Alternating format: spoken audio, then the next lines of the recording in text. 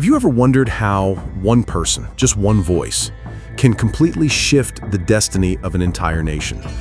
When we look at history, especially biblical history, it often feels like the heroes are kings, warriors, or prophets who stood in front of crowds with power and authority. But every once in a while, someone comes along who doesn't fit the mold. Someone unexpected, someone who redefines leadership itself. Deborah is one of those figures. She wasn't a warrior swinging a sword. She wasn't a king ruling from a palace. She wasn't even a priest offering sacrifices in the temple. Deborah was a prophetess, a judge, and in her own words, a mother in Israel. And yet through her wisdom, courage, and faith in God, she brought an entire nation out of chaos and into peace, a peace that lasted 40 years. In a world dominated by male authority, she rose to become one of the most extraordinary leaders in Israel's history. But before we dive into Deborah's story, we need to understand the world she was living in, because context matters. Without it, we can't appreciate the weight of what she accomplished. Israel's turbulent times. The period of the Judges was not Israel's golden age. If anything, it was one of its darkest. The Bible describes it bluntly. In those days, Israel had no king. Everyone did what was right in their own eyes. Imagine a society with no central government, no national army, no king to unify the tribes. Instead, God would raise up leaders called judges when the people fell into crisis, and crisis was constant. There was a cycle Israel couldn't seem to escape. They would fall into sin, be conquered by enemies, cry out to God, and then God would raise up a deliverer to rescue them. It happened over and over again. And by the time Deborah appears in the story, Israel had been suffering under the heavy hand of King Jabin and his ruthless general Sisera, who commanded 900 iron chariots. That detail is important. Iron chariots were the tanks of the ancient world. Israel's poorly equipped farmers didn't stand a chance against that kind of military might. And in that desperate situation, Deborah emerges. Not as a soldier, not as a political ruler, but something different. A prophetess who sat under a palm tree offering wisdom and judgment to the people. She led not with weapons, but with words, not with brute force, but with faith. Deborah, more than a judge. The Bible paints Deborah as more than just a political figure. She's described as a prophetess, a judge, and a mother. Think about that combination for a moment. She carried spiritual authority, political influence, and relational compassion. She didn't rule from a throne, but from beneath a tree, where people came to her seeking justice. Her leadership wasn't about intimidation, it was about integrity. In today's terms, we might call Deborah's role a niche leadership. She filled a gap no one else could. While the men around her were paralyzed by fear, Deborah stepped forward with clarity and courage. She didn't try to be a general or a warrior, she simply walked in her calling, and that made all the difference. This reminds me of something I once read about Nelson Mandela. During apartheid in South Africa, many leaders tried to fight fire with fire. But Mandela realized his strength wasn't in matching violence with violence, it was in forgiveness, dialogue, and moral courage. Deborah's story feels similar. She knew her power didn't come from swinging a sword, but from trusting in God and inspiring others to do the same. Have you ever had a Deborah in your own life? Someone whose words, presence, or faith gave you the courage to face something you didn't think you could handle? For me, I think of a teacher I had in high school who believed in me long before I believed in myself. I wasn't the smartest student, and I often felt invisible, but this teacher kept reminding me that I had something unique to offer, a voice worth hearing. Looking back, I realized she was a Deborah figure in my life. Without her encouragement, I might not have found the confidence to pursue the path I'm on today. The battle at Mount Tabor. So Barak gathered his forces and faced Sisera's army at Mount Tabor. The odds were impossible. 900 iron chariots against poorly armed farmers and shepherds. But here's where the story takes a divine twist. The Bible tells us that God threw Sisera's army into confusion. Suddenly, the chariots that seemed unstoppable were useless, bogged down, and scattered. Israel won a miraculous victory that day. And the final blow didn't even come from Barak's sword, but from another woman named Jael. When Sisera fled the battlefield, he sought refuge in her tent. She welcomed him in, gave him milk, and when he fell asleep, she drove a tent peg through his skull. It's one of the most shocking and brutal scenes in the Bible, but it sealed Israel's deliverance. Think about the irony here. The two decisive figures in this victory were not men of war, but women of faith and courage. Deborah inspired the nation, and Jael finished the job. It's as if the story is shouting, don't underestimate the power of the unexpected. So, what do we see in this first part of Deborah's story? We see a woman who broke every expectation of her time. We see leadership that wasn't about titles or armies, but about faith, wisdom, and courage.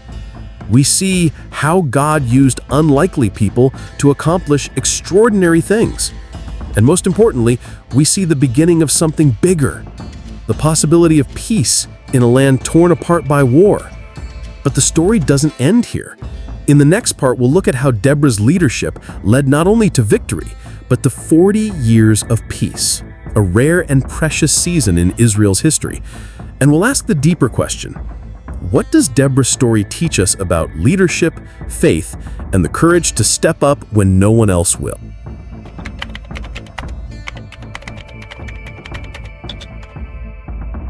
When we think of leaders who win battles, we often picture statues, medals, or grand celebrations marking their victory. But Deborah's response to Israel's miraculous triumph over Sisera was different. She didn't build monuments or parade her achievements. Instead, she lifted her voice in a song that wasn't about her power, but about God's intervention and the courage of the people who finally rose up to fight. This song, often called the Song of Deborah, is one of the oldest pieces of Hebrew poetry in the Bible. And it's powerful because it doesn't just retell the events of the battle, it interprets them. It explains what really happened, not just on the battlefield, but in the hearts of Israel. The Song of Deborah. Deborah's song begins by praising the leaders and volunteers who stepped forward in faith. When the princes in Israel take the lead, when the people willingly offer themselves, praise the Lord. Right away, you can hear her pointing the spotlight away from herself and back onto the community, and ultimately onto God. But her song also calls out those who failed to act. She names tribes that stayed home, unwilling to risk their lives for their brothers and sisters. She mentions villages that chose comfort over courage. And in doing so, Deborah is teaching us a lesson about peace. True peace doesn't come from avoiding conflict. It comes from confronting evil, even when it costs something. That principle feels so relevant today. How often do we, in our modern world, try to create peace by ignoring problems, sweeping issues under the rug, or telling ourselves, "It's not my fight"? Deborah's song reminds us that real peace comes when ordinary people are willing to step forward with courage. A real-life parallel. Dr. Martin Luther King Jr. Deborah's leadership and song remind me of the civil rights movement in America. Dr. King didn't fight with weapons, but with words, marches, and moral clarity. Like Deborah, he sang a song, not literally, but through speeches that inspired a generation to rise up to fight. And just as Deborah praised those who stepped forward, Dr. King honored the ordinary people who risked jobs, reputations, and even their lives to march for justice. Both Deborah and King show us that leadership is not about being the loudest or the strongest. It's about having the courage to tell the truth and inspire others to act, even when the odds look impossible. The role of Jael in the song. Deborah's song doesn't forget Jael, the woman who struck the final blow against Sisera. She calls Jael most blessed among women. That's remarkable, isn't it? At a time when women had little formal power in war stories, here we have not just Deborah, but also Jael honored as heroes of faith. This challenges how we think about who God uses. In ancient Israel, women had little formal power. And yet in this story, women carried the decisive roles. It's a reminder that God doesn't measure influence the way society does. He chooses the willing, not always the qualified. How many of us disqualify ourselves before we even try? How many of us think, I'm not smart enough, strong enough, or important enough to make a difference? Deborah and Jael remind us it's not about your resume, it's about your readiness to say yes. 40 years of peace. Now here's the extraordinary part. After Deborah's leadership and Israel's victory, the land experienced 40 years of peace. Think about that. 40 years is long enough for a generation to grow up without war. Children who were born into oppression grew up free. Families who once lived in fear could finally rebuild their lives. Farmers could plant crops without worrying about invaders stealing them.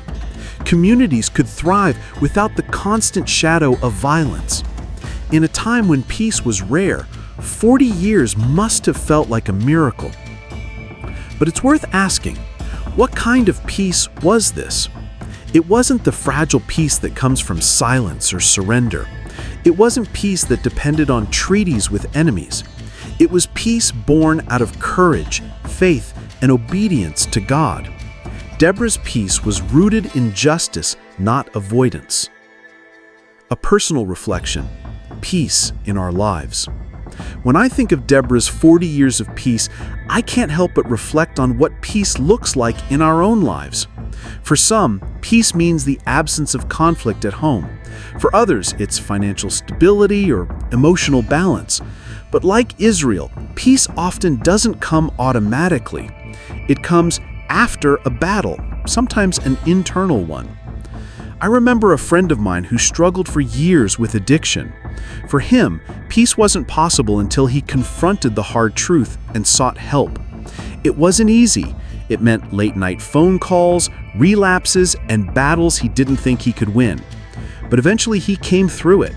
Today, he has peace, not because life is perfect, but because he fought for it and refused to let fear win. His story makes me think of Deborah's Israel, a people who had to rise up, fight, and endure before they could enjoy peace. What Deborah teaches about leadership. Deborah's 40 years of peace also tell us something about her leadership style. She didn't just win a battle and walk away. She guided Israel into a new season. Great leaders don't just solve immediate problems, they create space for others to flourish. They don't just bring victory, they build peace. Think about leaders you admire, whether in history, your community, or even your own family. Chances are what you admire about them isn't just what they did in a crisis, but how they helped people live better, more peaceful lives afterward.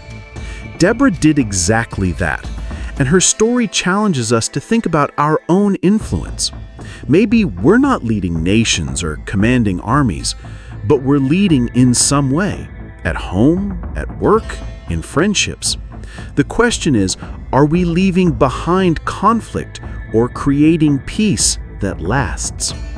So, part 2 of Deborah's story brings us to the heart of what makes her remarkable. She wasn't just a judge or a prophetess who won a single battle.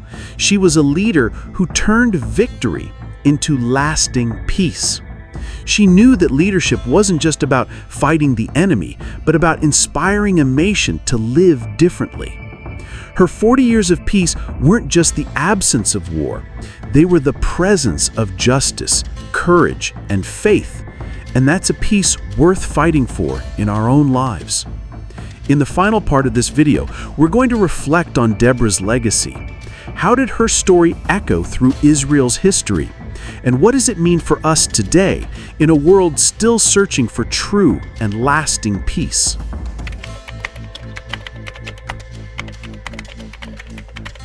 When we come to the end of Deborah's story, it can be tempting to think of it as just another chapter in Israel's long and complicated history. A judge rose up, a battle was won, peace followed, and then the cycle of conflict returned. But if we stop there, we miss something profound. Deborah's story isn't just about what happened back then, it's about what it means for us now. Deborah's legacy in Israel's history. Deborah is the only female judge mentioned in the Bible, and that alone sets her apart. But her impact goes beyond her gender.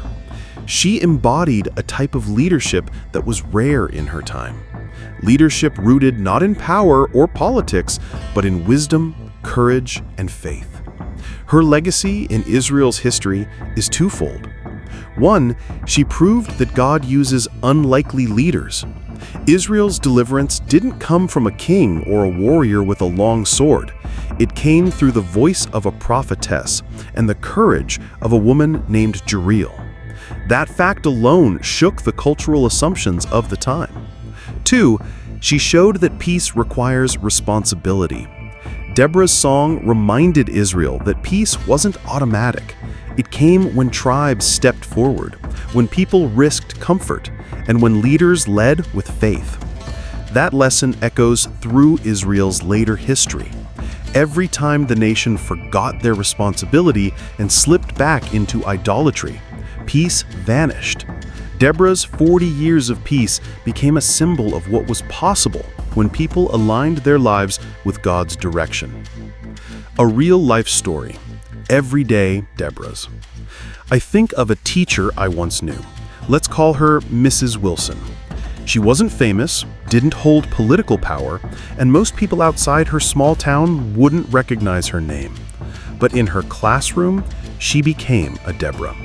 She took students who felt forgotten, who carried the weight of broken homes or poverty, and reminded them of their worth. One year, a student confided in her that he was planning to drop out. Instead of shrugging it off, Mrs. Wilson stayed late, tutored him after hours, and called his parents every week.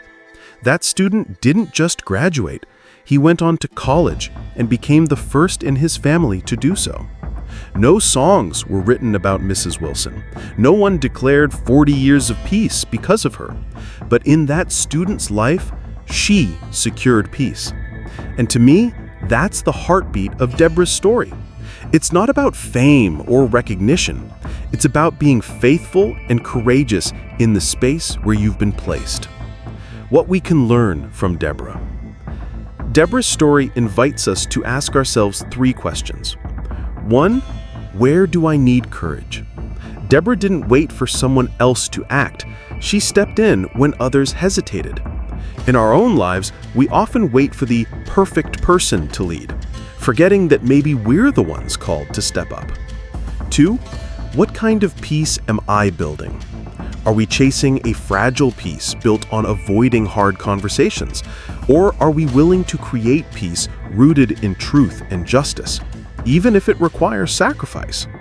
3, who around me needs encouragement? Deborah didn't fight alone. She empowered Barak, she celebrated Jael, and she inspired her people. Leadership is never about one person. It's about lifting others up to their calling. A prophetic echo, Deborah and the bigger story. There's another layer here that's worth noticing. Deborah's leadership foreshadows something bigger, the kind of peace only God can bring. Her 40 years of peace, as remarkable as they were, eventually ended. Conflict returned. Israel fell back into cycles of rebellion, but her story points forward to a promise of ultimate peace, a peace not limited to 40 years, but eternal. For Christians, that hope is found in Christ, the one who secures peace not through battlefields, but through sacrifice.